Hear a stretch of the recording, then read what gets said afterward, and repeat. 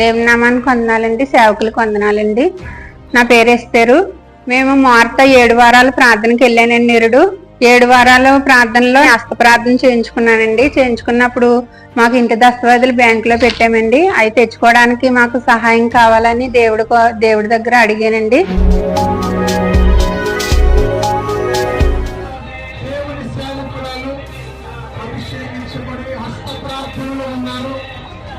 ఏమైందంటే ఇంటికి లాకే చేస్తాము, బోర్డు పెడతామని చెప్పారండి. మేము డబ్బులు చూసుకోవాలని మేము బాధపడ్డాము. అయితే అప్పుడు ఆ టైంలో ప్రార్థన చేయించుకున్నామండి.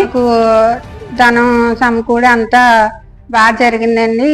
దస్తవదులు నిరుడు పేరు రాయించానండి. 7 చేతికి వచ్చినాయండి. చిన్న సాక్షిని దేవుడికి.